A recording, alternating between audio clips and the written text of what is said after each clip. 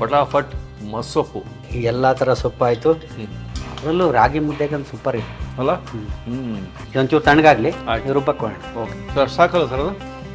ಅಷ್ಟು ಸಾಕು. ಸಾಕು. ಅದೇನೇ ಅದು ಉಳಿದಿರೋ ನೀರಿನ ಜೊತೆಗೇನು ಹಾಕ್ಕೊಂಡಿದ್ದೀವಿ ನೋಡಿ. ಈಗ ಚೆನ್ನಾಗಿ ಕುದಿಬೇಕು. ಕುದಿ ಬಂದಮೇಲೆ ಹಸಿ ವಾಸನೆ ಎಲ್ಲ ಹೋಗುತ್ತೆ. ಇಷ್ಟೇ ತಿಕ್ಕಾಗಿರ್ಬೇಕು. ತುಂಬ ನೀರಾದರೆ ಚೆನ್ನಾಗಿರಲ್ಲ. ಇದು ಅನ್ನಕ್ಕೂ ಕಲ್ಸ್ಕೊಂಡು ತಿನ್ಬೋದು. ಸ್ಪೆಷಲಿ ಇದು ಮುದ್ದೆ ಇದ್ರೆ ಇನ್ನೂ ತುಂಬ ಚೆನ್ನಾಗಿರುತ್ತೆ. ಮುದ್ದೆ ತಿನ್ನೋರ್ಗಂತೂ ಹೇಳಿ ಮಾಡಿಸಿದ್ದು. ಅದು ನೀವು ಹಾಕಿರೋ ಇಂಗ್ರೀಡಿಯೆಂಟ್ಸ್ ನೋಡಿದ್ರೆ ಹಂಗೆ ತಿನ್ಬಿಡ್ಬೋದು. ಇದನ್ನೇ ಒಂದು ಊಟ ಅಂತ ಮಾಡ್ಕೋಬಹುದು.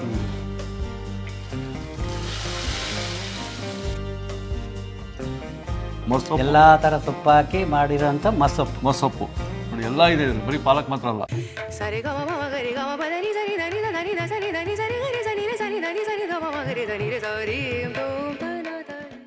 ಚಾಮುಂಡಿ ಬೆಟ್ಟದ ಅಡಿಯಲ್ಲಿ JP ನಗರ, ಮೈಸೂರು. ಆಹಾ, ವೇಣುಗೋಪಾಲ್ ಅವರ ಅಡುಗೆ ಮನೆ ಬಂದ ತಕ್ಷಣ ಎಲ್ಲ ಹಳ್ಳಿ ಸೊಗಡು ಬರ್ತದೆ ಒಂದ್ಸಲ. ಇವತ್ತು ಅವರಿಗೆ ಅದೇ ಒಂದು ಮೈಂಡ್ ಸೆಟ್ಟಲ್ಲಿದ್ದಾರೆ. ನಮ್ಮ ವೀಕ್ಷಕರೇ ಕೇಳಿದ್ದಾರೆ ಅಂಥೇಳಿ ಮಸ್ಸೊಪ್ಪು ಬನ್ನಿ ನೋಡ್ಬಿಡೋಣ. ಆಹಾ, ಪ್ರತಿಯೊಂದು ನೀವು ಏನೇನು ತೊಗೊಳ್ತೀರೋ ಫೈನ್ ಡೈನ್ ರೆಸ್ಟೋರೆಂಟಲ್ಲಿ ಅದೆಲ್ಲ ಇಲ್ಲಿ ಹಳ್ಳಿ ಸೊಗಡಲ್ಲಿ ಸಿಗುತ್ತೆ. ನೋಡ್ಬಿಡೋಣ ಬನ್ನಿ. ಸರ್ ನಮಸ್ಕಾರ. ನಮಸ್ಕಾರ. ತುಂಬ ದಿನ ಆಯಿತು. ಹೌದು, ಅದು ನಮ್ಮ ವೀಕ್ಷಕರು ಕಾಮೆಂಟ್ ಹಾಕಿದ್ದಕ್ಕೆ ಬಂದ್ಬಿಟ್ಟು. ವೀಕ್ಷಕರು ಹೇಳಿದ್ದಾರೆ ಮಸ್ಸೊಪ್ಪು ತೋರಿಸ್ಕೊಡಿ ಅಂತ. ಹೌದು, ಅದೊಂದು ತೋರಿಸ್ಕೊಡಕ್ಕೆ ಎಲ್ಲ ತಂದಿಟ್ಕೊಂಡಿದ್ದೀನಿ. ಏನು ಸ್ಪೆಷಲ್ ಸರ್ ಅದು? ಈ ಭಾಗದಲ್ಲಿ ಮಸ್ಸೊಪ್ಪು ಅಂದರೆ ತುಂಬ ಇಷ್ಟ. ಎಸ್ಪೆಷಲಿ ನನಗಂತೂ ನಮ್ಮ ಮನೆಯಲ್ಲಿ ಮಾಡಿದ್ರೆ 2-3 ದಿನ ಇಟ್ಕೊಂಡು ತಿಂತೀನಿ ನಾನು. ತುಂಬ ಇಷ್ಟ ನನಗೆ. ಹಂಗೆ ಮಸ್ಸೊಪ್ಪು ಅನ್ನೋದು ಎಲ್ರಿಗೂ ಇಷ್ಟ ಆಗುತ್ತೆ. ಒಂದು ಸರಿ ತಿಂದರೆ ಇನ್ನೊಂದು ಸರಿ ಮಾಡಿ ಅನ್ಬೇಕು, ಆ ಥರ ಇರುತ್ತೆ ಅದು ಮಸ್ಸೊಪ್ಪು. ಸ್ವಲ್ಪ ಜನ ಸ್ವಲ್ಪ ಅಸಿಡಿಟಿ ಇರೋರು ಮತ್ತು ಇದು ಮಾಡೋರು ಹಸಿಮೆಣಸಿನ್ಕಾಯಿ ಹಾಕಲ್ಲ. ಆದರೆ ಹಸಿಮೆಣಸಿನ್ಕಾಯಿ ಹಾಕಿದ್ರೇ ತುಂಬ ಟೇಸ್ಟ್ ಅದು. ಕೆಲವರು ಸಾಂಬಾರು ಪುಡಿ ಹಾಕ್ತಾರೆ. ಹಂಗಾಗಿ ನಾವು ಸಾಂಬಾರು ಪುಡಿ ಹಾಕಲ್ಲ. ನಮ್ಗೆ ಇಷ್ಟವಾದ್ದು ಹಸಿಮೆಣಸಿನ್ಕಾಯಿ ಹಾಕಿ ಮಾಡೋವಂಥದ್ದು. ಅದಕ್ಕೆ ಬೇಕಾಗಿರೋಂಥ ಎಲ್ಲ ಪದಾರ್ಥಗಳನ್ನೂ ಇಲ್ಲಿ ತಂದಿಟ್ಕೊಂಡಿದ್ದೀನಿ. ಮಸ್ಸೊಪ್ಪು ಮಾಡೋಕ್ಕೆ ಬೇಕಾಗಿರೋಂಥ ಪದಾರ್ಥಗಳು ನೋಡಿ. ಇದು ದಂಟಿನ ಸೊಪ್ಪು. ದಂಟಿನ ಸೊಪ್ಪು. ಇದು ಕೀರೆ ಸೊಪ್ಪು. ಕೀರೆ. ಇದು ಕಿಲ್ಕೆರೆ ಸೊಪ್ಪು. ಕಿಲ್ಕೆರೆ. ಇದು ಪಾಲಕ್ ಸೊಪ್ಪು. ಪಾಲಕ್ಕು. ಇದು ಚಕ್ಕೊತ್ತ ಸೊಪ್ಪು. ಮೆಂತ್ಯ ಸೊಪ್ಪು. ಸಬ್ಸಿಗೆ ಸೊಪ್ಪು. ಸಬ್ಸಿಗೆ ಸೊಪ್ಪು ಇದೇ ಮೇಯ್ನು. ಆಮೇಲೆ ಸೊಪ್ಪು, ತೆಂಗಿನಕಾಯಿ, 1-2 ಬದನೆಕಾಯಿ. ನಾವು ಕೆಲವರು ಬದನೆಕಾಯಿ ಹಾಕಲ್ಲ, ನಾವು ಹಾಕ್ತೀವಿ. ಈರುಳ್ಳಿ, ಟೊಮೆಟೊ, ಹಸಿಮೆಣಸಿನ್ಕಾಯಿ, ತೊಗರಿಬೇಳೆ, ಬೆಳ್ಳುಳ್ಳಿ ಕೊನೆಯಲ್ಲಿ ಒಗ್ಗರಣೆಗೆ. ಓಕೆ, ಇದು ಹೇಗೆ ಮಾಡೋದು ಅಂತ ತೋರಿಸ್ಕೊಡ್ತೀನಿ ಈಗ. ಓಕೆ, ಫಟಾಫಟ್ ಮಸ್ಸೊಪ್ಪು. ಈಗ ಸೊಪ್ಪನ್ನ ಎಲ್ಲ ಹಚ್ಚಕ್ಕೆ ಕೊಟ್ಟಿದ್ದೀನಿ. ಹಚ್ಕೊಂಡು ಬರೋಷ್ಟರಲ್ಲಿ ಈ ತೊಗರಿಬೇಳೆನ ಬೇಯಿಸ್ಕೊಂಬರಕ್ಕೆ ಕೊಡ್ತಾ ಇದ್ದೀನಿ. ಓಕೆ, ಎಷ್ಟು ವಿಸಿಲ್ ಸರ್ ಅದು? ಅದೊಂದು 2 ಅಥವಾ 3 ವಿಸಿಲ್ ಆದರೆ ಸಾಕು. ಓಕೆ ಸರ್, ಬೇಯಿಸ್ಕೊಂಬರಲಿ. ಬಂದಮೇಲೆ ಮಾಡೋಣ.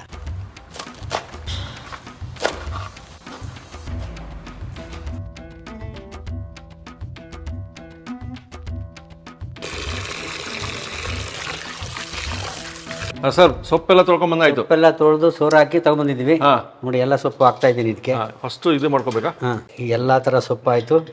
ಇದಕ್ಕೆ ಒಂದೇ ಒಂದು ಬದನೆಕಾಯಿ ತೊಳ್ಕೊಂಬಾಯ್ತು. ಒಂದು ಬದನೆಕಾಯಿ ಹಾಕಬೇಕು. ಒಂದು ಬದನೆಕಾಯಿನ ತೊಳ್ಕೊಂಬಂದು ಹಾಕೋದು ಕಟ್. ಆಮೇಲೆ ಒಂದು 2 ಈರುಳ್ಳಿ, ಹೆಚ್ಚಿರೋ ಈರುಳ್ಳಿ ಹಚ್ಕೊಂಡಿದ್ದೀನಿ. 2, ಒಂದು 4 ಟೊಮೆಟೊ ಹಾಕ್ಕೊಂಡಿದ್ದೀನಿ.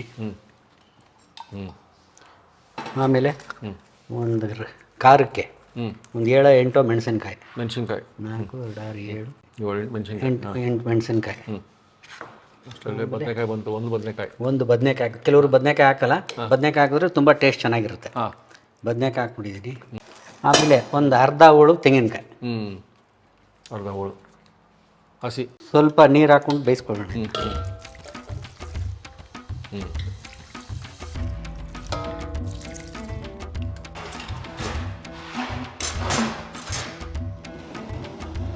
ಈಗ ಒಂದು ಕುದಿ.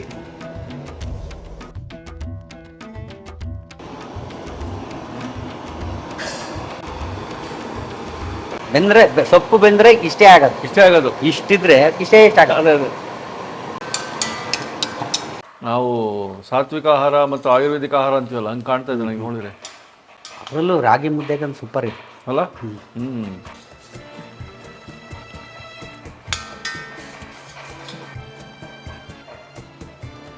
ನೋಡಿ, ಈಗ ಎಲ್ಲ ಚೆನ್ನಾಗಿ ಬೆಂದಿದೆ.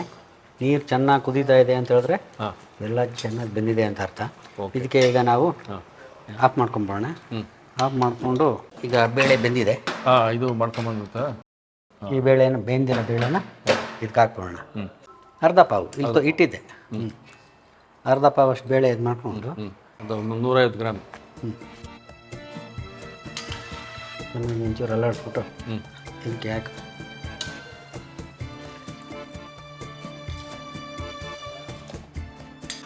ಈಗ ರುಚಿಗೆ ತಕ್ಕಷ್ಟು ಉಪ್ಪು ಹಾಕೋಣ.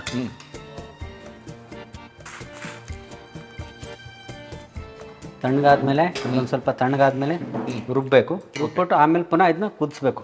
ಕುದಿಸ್ಬಿಟ್ಟು ಸಾಸಿವೆ, ಒಣಮೆಣಸಿನ್ಕಾಯಿ, ಬೆಳ್ಳುಳ್ಳಿ ಒಗ್ಗರಣೆ ಕೊಟ್ಟರೆ ಮಸೊಪ್ಪು ಆಯಿತು ಅಂತ. ಓಹೋ, ಸರಿ, ಒಂಚೂರು ತಣ್ಣಗಾಗಲಿ, ರುಬ್ಬಕ್ಕೋಣ. ಓಕೆ. ಈಗ ಸ್ವಲ್ಪ ತಣ್ಣಗಾಗಿದೆ. ಹಾಂ ಸರ್. ಇದನ್ನು ರುಬ್ಬಕ್ಕೋಣ. ಹಾಂ.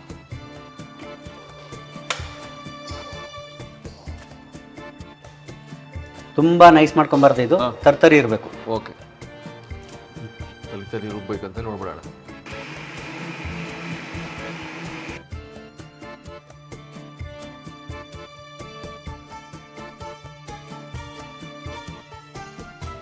ಸರ್ ನೀರು ಇರಬಾರ್ದು, ಅದು ನೀರು ಇದಕ್ಕೆ ಬೇಕು. ಅದಕ್ಕೆ ಬೇಕಾ?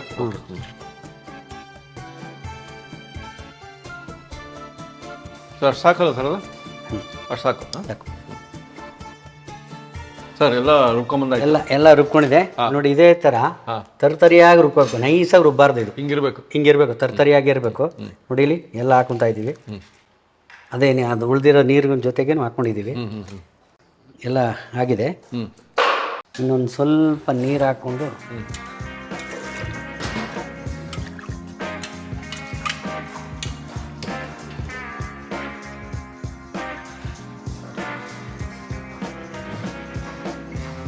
ಕುದಿಸ್ಬೇಕು. ಉಪ್ಪು ಎಲ್ಲ ಹಾಕಿದ್ವಿ, ಏನು ಹಾಕೋಂಗಿಲ್ಲ. ಬೇಕಾದ್ರೆ ಟೇಸ್ಟ್ ನೋಡ್ಬಿಟ್ಟು ಉಪ್ಪು ಬೇಕಾದ್ರೆ ಹಾಕೊಬೋದು. ಉಪ್ಪು ಖಾರ ಈಗ ಬೇಕಾದ್ರೆ ಹಾಕೊಬೋದು. ನೋಡಿ ಈಗ ಚೆನ್ನಾಗಿ ಕುದಿಬೇಕು. ಕುದಿ ಬಂದಮೇಲೆ ಹಸಿ ವಾಸನೆ ಎಲ್ಲ ಹೋಗುತ್ತೆ.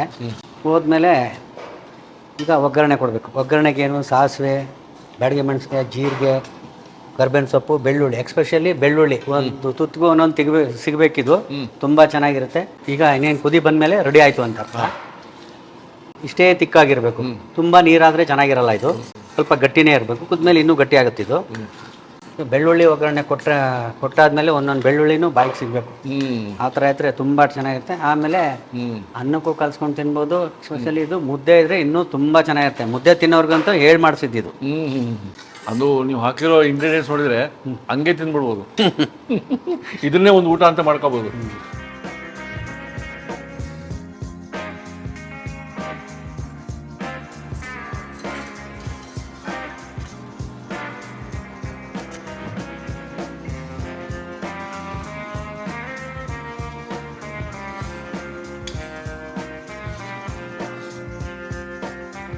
ನೋಡಿ ಇದು ಈಗ ಆಗಿದೆ. ಚೆನ್ನಾಗಿ ಕುದಿ ಬಂದಿದೆ. ಕುದಿ ಬಂದು ಹಸಿ ವಾಸನೆ ಎಲ್ಲ ಹೋಗಿದೆ. ಹೌದು, ಎಲ್ಲ ಹೋಗಿದೆ. ಈಗ ಇದಕ್ಕೆ ಒಗ್ಗರಣೆ ಒಂದು ಕೊಟ್ಬಿಟ್ರೆ ಆಮೇಲೆ ನೀವು ಉಪ್ಪು ಹಾಕ್ಬೇಕಾದ್ರೆ ನೋಡ್ಕೊಂಡು ಹಾಕೊಬೇಕು. ಯಾವುದೇ ಕಾರಣ ಕೆಲವರು ಉಪ್ಪು ಜಾಸ್ತಿ ತಿನ್ನೋರು ಇರ್ತಾರೆ, ಕಮ್ಮಿ ತಿನ್ನೋರು ಇರ್ತಾರೆ. ಹಾಗಾಗಿ ಉಪ್ಪು ಸ್ವಲ್ಪ ಕಮ್ಮಿನೇ ಹಾಕಿದ್ದೀವಿ ನಾವು. ಎಷ್ಟು ಬೇಕೋ ಅಷ್ಟು ಒಂದು ಸರಿ ಟೇಸ್ಟ್ ನೋಡ್ಕೊಂಡು ಹಾಕಿ. ತುಂಬ ಚೆನ್ನಾಗಿರುತ್ತೆ ಇದು. ಆದಷ್ಟು ಇದು ತಣ್ಣಗಾದ್ಮೇಲೆ ಇನ್ನೂ ಚೆನ್ನಾಗಿರುತ್ತೆ. ಆಮೇಲೆ ಇದನ್ನ ಕುದಿಸಿ ನಾಳೆ ತಿಂದರೆ ಇನ್ನೂ ತುಂಬ ಚೆನ್ನಾಗಿರುತ್ತೆ. ಓಹೋ, ಅಲ್ಲ ನಾವು ಭಾನುವಾರ ಸರ್ ಆರೋಗ್ಯದ ಒಂದು ಎಪಿಸೋಡ್ ತೋರಿಸ್ತೀವಿ. ಅದರಲ್ಲಿ ಡಾಕ್ಟರ್ ಎಸ್ ಎಂ ರಾಜು ಅವರು ಎಲ್ಲ ಸೊಪ್ಪಿಂದ ಬಹಳ ಮಹತ್ವ ಬಗ್ಗೆ ಹೇಳ್ತಾರೆ. ಇದು ನೋಡಿದ್ರೆ ನಾವು ಏನು ತಿನ್ನಲೇಬಾರ್ದು, ಇದೊಂದೇ ಕುಡಿದ್ಬಿಟ್ಟು ಸಾಕು, ಹಂಗಿದೆ. ರೆಡಿ ಆಗಿದೆ. ಈಗ ಇದು ನಿಲ್ಲಿಸ್ಬಿಟ್ಟು ಒಗ್ಗರಣೆ ಕೊಡೋಣ. ಬಿಸಿ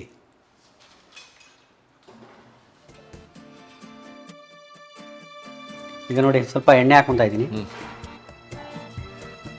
ಇದಕ್ಕೆ 1 ಸ್ಪೂನಷ್ಟು ಸಾಸಿವೆ ಹಾಕ್ಕೊಂಡಿದ್ದೀನಿ. ಸಾಸಿವೆ ಸಿಡಿಯುತ್ತೆ ಅನ್ನುವಾಗ ಇನ್ನೆಲ್ಲ ಇಂಗ್ರೀಡಿಯೆಂಟ್ಸ್ ಹಾಕೋಣ. ಒಂದು ಅರ್ಧ ಸ್ಪೂನಷ್ಟು ಜೀರಿಗೆ, ಆಮೇಲೆ ಒಂದು 4-5 ಮೆಣಸಿನ್ಕಾಯಿ, ಆಮೇಲೆ ಒಂದು ಸ್ವಲ್ಪ ಕರ್ಬೇವಿನ ಸೊಪ್ಪು, ಆಮೇಲೆ ನೋಡಿ ಒಂದಿಷ್ಟು ಬೆಳ್ಳುಳ್ಳಿ. ಚೆನ್ನಾಗಿ ಫ್ರೈ ಮಾಡಬೇಕು. ಚೆನ್ನಾಗಿ ಫ್ರೈ ಮಾಡಿ ಹಾಕಬೇಕು.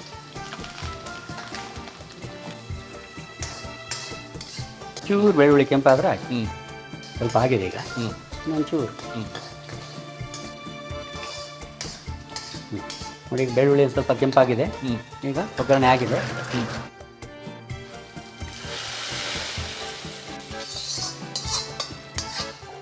ಯಾವಾಗ್ಲೂ ಯಾವುದೇ ಅಡುಗೆ ಮಾಡಿದ್ರು ಈ ಥರ ಒಗ್ಗರಣೆ ಕೊಟ್ಟರೆ ಇದೇ ಸೆಕ್ಯೂರಿಟಿ. ಈಗ ನೀವು ಈಗ ದೊಡ್ಡ ಪ್ರಮಾಣದಲ್ಲಿ ಮಾಡಿದ್ರೆ ಇದು ಇಲ್ಲಿವರೆಗೂ ಎಲ್ಲ ಆಡ್ಕೋತದೆ. ಇದನ್ನು ನೀವು ಬೆಳಗ್ಗೆ ಮಾಡಿ ಸಂಜೆವರೆಗೂ ಹಾಗೆ ಇಡಿ, ಏನೂ ಆಗಲ್ಲ. ಇದೇ ಸೆಕ್ಯೂರಿಟಿ. ನೋಡಿ ಈ ಥರ ನೋಡಿ ಹೆಂಗಿದೆ ಲಕ್ಷಣ ನೋಡಿ. ಭಾಳ ಚಂದ ಕಾಣ್ತದೆ.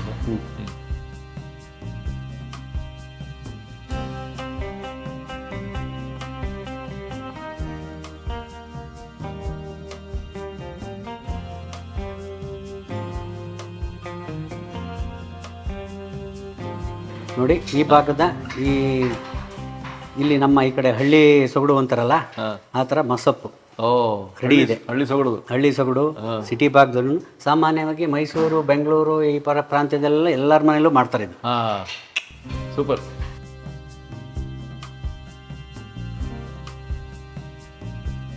ನೋಡಿದ್ರೆ ಪಾಲಕ್ ಶೋರ್ಬಾ ಅಂತ ಸಿಗುತ್ತೆ ಫೈನ್ ಡೈನ್ ರೆಸ್ಟೋರೆಂಟ್ಸ್ ಅಲ್ಲಿ.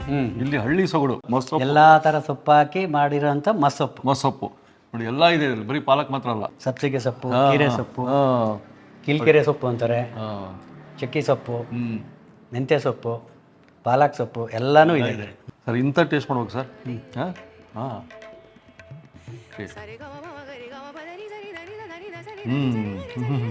ಆಹಾ, ಈ ಸೂಪು, ಆ ಸೂಪು, ಶೋರ್ಬಾ ಅಂತ ಏನೇನೋ ತೊಗೊಳ್ತೀವಿ. ನೋಡಿ ಮನೇಲೆ ನಾವಿರೋ ಸೊಪ್ಪಲ್ಲೇ ಎಷ್ಟು ಅದ್ಭುತ ಮಾಡ್ಕೊಳ್ಸ್ಬಿಟ್ರಿ ಕ್ವಿಕ್ಕಾಗಿ, ಅದು ಇನ್ಸ್ಟೆಂಟ್ ಅಂತ ಹೇಳ್ಬೋದು. ಇದು ಇನ್ನು ಮುದ್ದೆ ಅನ್ನಕ್ಕೆಲ್ಲ ತುಂಬಾ ಸೂಪರ್. ಆ ರುಚಿನೇ ಬೇರೆ. ಹೌದು, ಮುದ್ದೆಗೆ ಸುಮಾರು ಜನ ಇದು ಮಾಡಿದಾಗೆಲ್ಲ ಮುದ್ದೆ ಮಾಡೇ ಮಾಡ್ತಾರೆ. ಅನ್ನ ಕಲ್ಸ್ಕೊಂಡು ತಿಂದ್ರೆ ಇನ್ನೂ ಚೆನ್ನಾಗಿರುತ್ತೆ. ಇದು ಎಷ್ಟು ಚೆನ್ನಾಗಿದೆ ಅಂದರೆ ಎಲ್ಲ ತಿಕ್ಕಾಗಿ ನಮಗೆ ಆ ಸೂಪಲ್ಲಿ ಬರಬೇಕಾಗಿದ್ದೆಲ್ಲ ಅಂಶ ಇದೆ, ಸಾರಲ್ಲಿ ಇರಬೇಕಾಗಿದ್ದ ಅಂಶ ಇದೆ, ಸಾಂಬಾರಲ್ಲಿ ಇರಬೇಕಾದ ಅಂಶ ಇದೆ, ಇನ್ನು ಗಟ್ಟಿ ಸಾರದು ಇದೆ. ಎಲ್ಲ ಮಿಕ್ಸ್ ಆಗಿರೋ ಒಂದು ಮಸೊಪ್ಪು ನಾವು ಮಾಡ್ಕೊಳ್ಳಿ, ನಮ್ಗೆ ಹೇಳಿ. ಮೈಸೂರಲ್ಲಿ ಎಂತೆಂಥದ್ದು ಪ್ರತಿಯೊಂದು ಪ್ರಾಂತ ನಮ್ಮ ಕರ್ನಾಟಕ ವಿಭಿನ್ನತೆಯಲ್ಲಿ ಏಕತೆ ಅಂತ ಹಾಗೆ ಅಡುಗೆಯಲ್ಲಿ ಏಕತೆ. ಸೊ ಮುಂದಿನ ಸಂಚಿಕೆ ಮತ್ತೆ ಸಿಗೋಣ. ಹಾಂ ಸರ್, ನಮಸ್ಕಾರ ಸರ್. ನಮಸ್ಕಾರ.